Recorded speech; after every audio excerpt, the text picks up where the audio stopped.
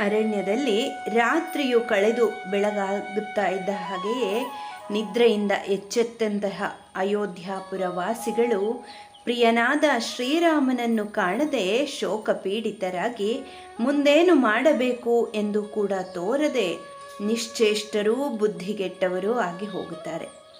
ಶೋಕದಿಂದ ಹುಟ್ಟಿದ ಕಣ್ಣೀರಿನಿಂದ ವ್ಯಾಪ್ತರಾಗಿದ್ದ ಪೌರರು ಎಲ್ಲ ಕಡೆಗಳಲ್ಲೂ ನೋಡಿದರೂ ಶ್ರೀರಾಮನಿಗೆ ಸಂಬಂಧಿಸಿದಂತೆ ಯಾವ ಕುರುಹನ್ನು ಕೂಡ ಅವರು ಕಾಣಲಿಲ್ಲ. ಅದರಿಂದಾಗಿ ಅವರು ಬಹಳ ದುಃಖಿತರಾಗಿ ಬಿಟ್ಟರು.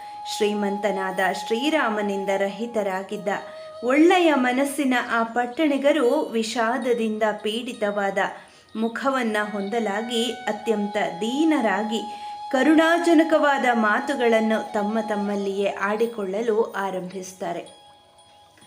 ಯಾವ ನಿದ್ರೆಯಿಂದ ನಾವು ಅಪಹೃತವಾದ ಬುದ್ಧಿ ಉಳ್ಳವರಾಗಿ ವಿಶಾಲಾಕ್ಷನಾದ ಮಹಾಭುಜನಾದ ಶ್ರೀರಾಮನನ್ನು ಈಗ ಕಾಣುತ್ತಿಲ್ಲವೋ ಅಂತಹ ನಿದ್ರೆಗೆ ಧಿಕ್ಕಾರವಿರಲಿ. ಸತ್ಯಪ್ರಿಯನಾದ ಮಹಾಬಾಹುವಾದ ಶ್ರೀರಾಮನು ತನ್ನಲ್ಲಿಯೇ ಅನುರಕ್ತರಾಗಿರುವ ಭಕ್ತ ಜನರನ್ನು ಪರಿತ್ಯಜಿಸಿ ಹೇಗೆ ಕಾಡಿಗೆ ಹೊರಟು ಹೋದನು? ತಂದೆಯು ಮಕ್ಕಳನ್ನು ಕಾಪಾಡುವಂತೆ ಯಾರು ನಮ್ಮನ್ನು ಪರಿಪಾಲಿಸುತ್ತಿದ್ದನೋ ಅಂತಹ ರಘುಕುಲ ತಿಲಕನಾದ ಶ್ರೀರಾಮಚಂದ್ರನು ನಮ್ಮನ್ನು ಬಿಟ್ಟು ಹೇಗೆ ಕಾಡಿಗೆ ಹೋದ? ಶ್ರೀರಾಮನಿಂದ ರಹಿತರಾಗಿರುವ ನಮಗೆ ಜೀವಿತವಾದರೂ ಏಕೆ ಬೇಕು? ಇಲ್ಲಿಯೇ ಪ್ರಾಯೋಪವೇಶದಿಂದ ಪ್ರಾಣಗಳನ್ನು ತೊರೆದು ಬಿಡೋಣ, ಅಥವಾ ಮಹಾಪ್ರಸ್ಥಾನದ ದೀಕ್ಷೆಯನ್ನು ಕೈಗೊಂಡಾದರೂ ಉತ್ತರ ದಿಕ್ಕಿಗೆ ಪ್ರಯಾಣ ಮಾಡೋಣ. ಈ ಕಾಡಿನಲ್ಲಿ ಚೆನ್ನಾಗಿ ಒಣಗಿದ ದೊಡ್ಡ ದೊಡ್ಡ ಸೌದೆಯ ತುಂಡುಗಳು ಬೇಕಾದಷ್ಟು ಸಿಕ್ಕುತ್ತವೆ. ಅವೆಲ್ಲವನ್ನು ರಾಶಿ ಹಾಕಿ ದೊಡ್ಡದಾದ ಒಂದು ಚಿತೆಯನ್ನು ನಿರ್ಮಿಸಿ ಅದನ್ನು ಹೊತ್ತಿಸಿ ನಾವೆಲ್ಲರೂ ಏಕಕಾಲದಲ್ಲಿ ಬೆಂಕಿಯಲ್ಲಿ ಬಿದ್ದು ಪ್ರಾಣ ತ್ಯಾಗ ಮಾಡೋಣ. ಒಂದು ವೇಳೆ ನಾವು ಅಯೋಧ್ಯೆಗೆ ಮರಳಿದರೆ ಶ್ರೀರಾಮ ಎಲ್ಲಿ ಎಂದು ಕಾತರದಿಂದ ಕೇಳುವ ಜನರಿಗೆ ಮಹಾಬಾಹುವಾದ ಅಸೂಯಾರಹಿತನಾದ ಪ್ರಿಯಭಾಷಿಯಾದ ಶ್ರೀರಾಮನನ್ನು ನಾವೆಲ್ಲರೂ ಸೇರಿ ಅರಣ್ಯಕ್ಕೆ ಕಳುಹಿಸಿಕೊಟ್ಟೆವು ಎಂದು ಹೇಳಲು ಸಾಧ್ಯ ಆಗುತ್ತದೆಯೇ? ರಾಘವನಿಲ್ಲದೆ ನಾವೇನಾದರೂ ಅಯೋಧ್ಯೆಯನ್ನು ಪ್ರವೇಶಿಸಿಬಿಟ್ಟರೆ ನಿಶ್ಚಯವಾಗಿಯೂ ಅಯೋಧ್ಯ ನಗರವೇ ದೀನ ಭಾವವನ್ನು ಹೊಂದುತ್ತದೆ. ಸ್ತ್ರೀ ಬಾಲ ವೃದ್ಧರಾದಿಯಾಗಿ ಸಮಸ್ತ ಪ್ರಜಾಸ್ತೋಮವು ಆನಂದರಹಿತವಾಗುತ್ತದೆ. ನಿತ್ಯವೂ ಆ ಮಹಾನುಭಾವನ ಜೊತೆಯಲ್ಲಿಯೇ ಇರಬೇಕು ಎಂದು ದೃಢವಾಗಿ ಸಂಕಲ್ಪಿಸಿ ನಾವು ಈ ವೀರನ ಜೊತೆಯಲ್ಲಿ ಹೊರಟೆವು. ಅವನಿಂದ ವಿಹೀನರಾಗಿರುವ ನಾವು ಇಂದು ಪುನಃ ಈ ಅಯೋಧ್ಯ ಪಟ್ಟಣವನ್ನು ನೋಡುವುದಾದರೂ ಹೇಗೆ?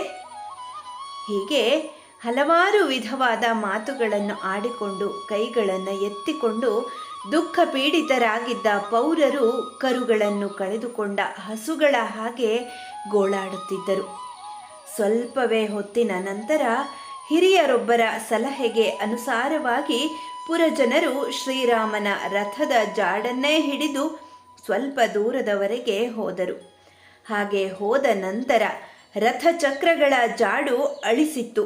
ಆದ್ದರಿಂದ ಹತಾಶರಾಗಿ ಪುನಃ ದುಃಖದಲ್ಲಿ ಮುಳುಗಿಬಿಟ್ಟರು. ರಥಚಕ್ರಗಳ ಜಾಡು ಅಳಿಸಿ ಹೋಗಿದ್ದುದರಿಂದ ಒಳ್ಳೆಯ ಮನಸ್ಸಿನ ಆ ಪೌರರು ಮುಂದೆ ಪ್ರಯಾಣ ಮಾಡಲು ಸಾಧ್ಯವಾಗದೆ ಹೊರಟಿದ್ದ ಸ್ಥಳಕ್ಕೆ ಹಿಂದಿರುಗಿ ಬಿಟ್ಟರು. ಇದೇನಿದು ಹೀಗಾಯಿತು? ನಮ್ಮ ಪ್ರಯತ್ನಗಳೆಲ್ಲವೂ ವ್ಯರ್ಥವಾಗುತ್ತಿರುವವಲ್ಲವೇ? ಮುಂದೆ ನಾವೇನು ಮಾಡೋಣ? ದೈವವೇ ನಮ್ಮನ್ನು ಶ್ರೀರಾಮನ ಹಿಂದೆ ಹೋಗದಿರಲು ತಡೆದು ನಿಲ್ಲಿಸಿಬಿಟ್ಟಿದೆ. ಹೀಗೆ ನಿಶ್ಚಯಿಸಿದ ಬಹಳವಾಗಿ ಬಳಲಿದ್ದ ಪೌರರು ಬಂದ ಮಾರ್ಗವನ್ನೇ ಹಿಡಿದು ವ್ಯಥಿತರಾದ ಸಜ್ಜನರಿಂದ ಕೂಡಿದ್ದ ಅಯೋಧ್ಯ ಪಟ್ಟಣಕ್ಕೆ ಹಿಂದಿರುಗಿದರು.